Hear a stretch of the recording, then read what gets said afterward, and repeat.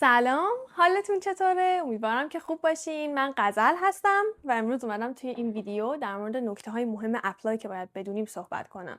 اگر میخواین اپلای بکنین و توی این پروسه هستین، احتمالاً میدونین که دیگه نزدیک ددلاین‌ها شدیم و وقت اپلای کردن و پر کردن اپلیکیشن فرمه.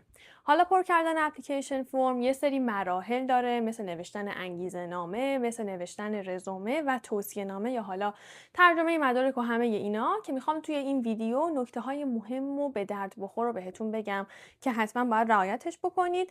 علاوه بر این توی پیج اینستاگرامم هم که اینجا براتون میذارم یه استوری گذاشتم، کوئسچن باکس گذاشتم.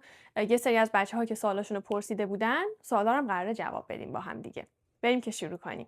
من اول یه سری نکته‌های کلی که به نظرم به درد بخوره رو بهتون میگم و بعد بریم سراغ سوال و جوابایی که پرسیده بودین. احتمالاً اکثر چیزایی که پرسیدین رو توی همین حرفام جوابش رو بهتون میگم. ولی خب بازم میرسیم به سوال و جوابا. توی پروسه اپلای درسته که رزومه خیلی مؤثره، ولی روندی که اون اپلیکیشن فرمتون رو پر میکنین و اون مدلی که انگیزه نامه یا همون statement of purposeتون رو مینویسین، توصیه نامه و همه اینا خیلی مهم و تاثیرگذاره. اول از همه من میخوام اینجا لیست مدارکی که برای پر کردن اپلیکیشن فرم یا حالا اپلای کردن برای دانشگاه ها لازم دارید رو بنویسم. مدارکی که شما برای پروسه اپلای لازم دارین شامل رزومه، انگیزه‌نامه، توصیه‌نامه، ترجمه مدارک تحصیلیتون، ریزنمرات ترجمه شده‌تون و مدرک زبان میشه. اول از همه بریم سراغ مدرک زبان. نکته مهمی که در مورد مدرک زبان باید بدونید اینه که شما تا روز ددلاین فرصت دارید که نمره زبانتون رو تحویل بدید. حالا این میتونه آیلتس باشه یا تافل، بستگی به خودتون داره چون اکثر دانشگاه‌ها هر دو رو قبول میکنن. حالا اینکه از کجا بفهمیم کدوم دانشگاه کدوم مدرک رو قبول میکنه و براش معتبره، اینجا دیگه جاییه که باید وارد سایت دانشگاه ها بشین. همیشه اینو یادتون باشه که بهترین منبع برای جواب همه سوالات توی پروسه اپلای اول از همه سایت دانشگاهه و بعد حالا توی مرحله بعدی سایت‌های متفرقه‌ای که حالا یه سری بورسیه میذارن یا حتی کسایی که قبلا اپلای کردن ازشون میتونید بپرسید، ولی اولویت حتما باید سایت اصلی خود دانشگاه ها باشه. مدرک بعدی که باید آپلود بکنید میشه رزومه یا همون CV. CV در واقع همه اون کارهایی که شما انجام دادید، حالا بیشتر توی حوزه آکادمیک قرار باشه. تاپیک های متفاوتی داره، تمپلیت های متفاوتی داره که من الان میخوام نکته های کلیدی CV رو اینجا بهتون بگم. اول از همه راجع به تمپلیتش میخوام براتون صحبت بکنم. تمپلیت CV خیلی اهمیت داره. مثلا نباید تمپلیت شلوغی استفاده بکنید. برای کشورهایی مثل آمریکا، مثل کانادا، مثل استرالیا نباید رزومتون عکسدار باشه مگر اینکه خود دانشگاه توی سایت اعلام کرده باشه. ولی برای کشورهای اروپایی رزومه استاندارد رزومه عکس داره. علاوه بر این باید توجه بکنید که عکسی که انتخاب میکنید بک‌گراند شلوغ نباشه، خیلی ساده باشه و نمیگم مثل پرسونلی ایران باشه، عکسای پرسونلی، ولی یه عکس متوسطی باشه، یعنی لبخند متوسطی داشته باشین، نه خیلی اخمو باشین و نه خیلی خندون باشین، یه چیز متوسط باشه که اون حس خوب رو به اون کسی که داره رزومه رو میبینه بده. نکته بعدی اینه که رزومتون نباید 2 ستونه باشه. همه چیز باید توی 1 ستون قرار گرفته شده باشه. این رزومه رو مرتب تر میکنه و رزومه‌ای که 2 ستونه است معمولاً استاندارد نیست. نکته نهایی که در مورد رزومه میخوام بهتون بگم اینه که حتما اینو بدونید، رزومه جای نوشتن توضیحات اضافه نیست. توی رزومه شما همه چیز رو باید موضوعوار، تیتروار بنویسید. یعنی فقط بنویسید مثلا دیپلم دارم، این معدلمه توی این رشته، یا مثلا کارشناسی دارم توی این دانشگاه، این معدل و این رشته. و فقط مثلا برای بچه‌هایی که ارشد و دکترا دارن موضوع تزشون رو باید بنویسن، موضوع پایان نامه‌شون رو باید بنویسن. خوبه که توی رزومتون یه بخشی داشته باشید که اساتیدی که قراره براتون توصیه‌نامه می‌نویسن رو اسمشون رو بنویسید. معمولا تایتل این بخش اسمش میشه references. مدرک بعدی که قراره راجبش توضیح بدم یکی از مهمترین مدارکیه که برای پروسه اپلای بهش احتیاج دارین و اون statement of purpose یا همون انگیزه نامه هستش. انگیزه نامه یه متن 1 الی 2 صفحه‌ایه که شما توش زندگی آکادمیکتون رو داستانوار توضیح میدین. یعنی از اول توی هر پاراگراف توضیح میدین که چی شد این رشته رو انتخاب کردین؟ چرا وارد این رشته شدین؟ پاراگراف بعدی چیه این رشته رو دوست داشتین؟ توی این رشته چه دستاوردهایی داشتین؟ و حتی توی انگیزه نامه شما میتونید توضیح بدید نقاط ضعف رزومتون رو، یعنی نقاط ضعف رزومتون رو بیایید اینجا توجیه بکنید، دلیل براش بیارید. اگر معدلم کم بود، به عنوان مثال اگر کسی هستید که معدلتون کمه، بیایید بگید که من معدلم کم بود پس کار ریسرچ انجام دادم، به جاش سابقه شغلی دارم که اینو کاور میکنه. نه اینکه مستقیم بیایم راجبش صحبت بکنین، ولی توی همون نوشتارتون باید بتونید نقاط ضعف رزومتون رو توجیه بکنید و مدل نوشتن انگیزه نامه خیلی خیلی خیلی مهمه. همین اندازه که تاکید میکنم، به خاطر اینکه اگر رزومتون قوی باشه و یا انگیزه نامه ضعیف داشته باشین، به راحتی میتونید ریجکت بشید و برعکس اگر رزومتون متوسط باشه ولی انگیزه نامتون رو خوب روش کار بکنید، شانس پذیرشتون خیلی بیشتر میشه. پس انگیزه نامه رو خیلی جدی بگیرید. حتما به چندین و چند نفر بدید بخونن، ریوایزش بکنن براتون قبل از اینکه سابمیتش بکنید. من یه کاری که کردم که خیلی هم به دردم خورد این بود که به اساتیدی که باهاشون مکاتبه کرده بودم، حالا با هم اینترویو داشتیم، ازشون پرسیدم که من میتونم انگیزه ناممو بفرستم براتون که شما چک بکنید، بهم فیدبک بدین و این خیلی تاثیرگذار بود. فیدبک چند تا از استادا رو گرفتم، انگیزه ناممو بهتر کردم و بعد سابمیتش کردم که خب به نظرم این خیلی خیلی تاثیرگذار بود. البته که همه استادا این کار رو انجام نمیدن، چون پالیسی دانشگاه‌ها این اجازه رو نمیده به همه استادا، به همه دانشگاه‌ها در واقع.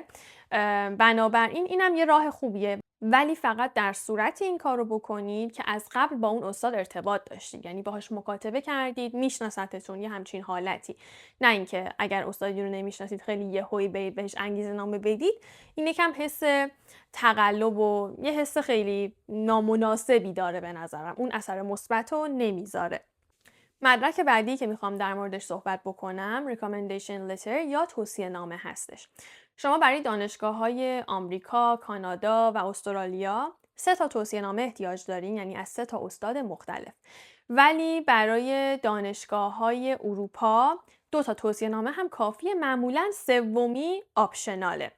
توصیه نامه حداقل باید 1 صفحه باشه. من یه بار توی یکی از اینترویوهایی که با یکی از استادای دانشگاه‌های آمریکا داشتم، تاکید کردن به من که توصیه نامه خوب توصیه نامه‌ایه که با جزئیات راجع به شما صحبت بشه و حداقل 1 صفحه باشه. به نظر من بهترین حالت اینه که خودتون چند بار توصیه نامه رو چک بکنین حداقل قبل از اینکه دارین سابمیت می‌کنین، چون بارها پیش میاد اساتید معمولا خیلی وقت ندارن که دقیق بنویسن، ممکنه غلط املایی داشته باشه، ممکنه غلط نگارشی داشته باشه، اینا رو همه رو چک بکنید. توصیه نامه هم خیلی مهمه، حتما جزئیات مخصوص به شما توش باید نوشته شده باشه. خب تقریبا من فکر میکنم همه مدارکی که مهم بود و نگارشش با شما بود و براتون توضیح دادم. در مورد ترجمه مدارک هم اینو باید بدونید که برای اروپا شما احتیاج به مهر دادگستری و مهر وزارت امور خارجه دارید برای ترجمه مدارکتون، ولی برای کشورهای دیگه احتیاجی به این موضوع نیست. بریم سوالاتون رو جواب بدیم. اولین سوال اینه که چطوری سعی کنیم انگیزه ناممون خیلی تاثیرگذار باشه. راجع به انگیزه نامه صحبت کردم. به نظرم خیلی مهمه که راجع به نقاط قوت صحبت بشه و نقاط ضعف رو بتونید کاور بکنید و اگر استادی رو میشناسید یا اگر استادی رو انتخاب کردید برای دانشگاهی که دارین براش اپلای میکنین، بهترین کار اینه که یه پاراگراف رو به اون استاد اختصاص بدین. اینکه چرا دارین برای اون دانشگاه اپلای میکنین، چرا این استاد رو انتخاب کردین و چه اهدافی دارید، یعنی از طریق کار کردن توی لب اون استاد قراره به چه اهدافی برسید. سوال بعدی اینه که بدون مقاله برای دکترا شانس پذیرش داریم از کانادا یا اروپا؟ یه نکته‌ای که هست اینو اول از همه بگم، فکر کنم یه سوال دیگه هم جواب میدم با اینه که بدونیم هیچ رزومه‌ای وجود نداره که ما بگیم پرفکته، یعنی هیچ تمپلیتی نیست که بگیم این بهترین رزومه‌ای که در دنیا وجود داره. رزومه از بخشای متفاوتی تشکیل میشه و هر کسی یه بخشی از رزومش قوی‌تر از اون بخش دیگه است.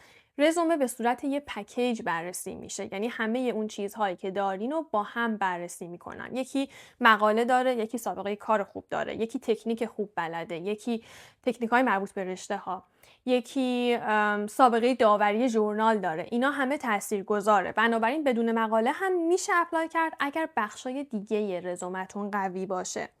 و البته اینم بستگی داره که برای ارشد دارین اپلای میکنین یا برای دکترا اپلای میکنین. اگر کارشناسی هستین معمولا از بچه‌های کارشناسی انتظار مقاله نمیره.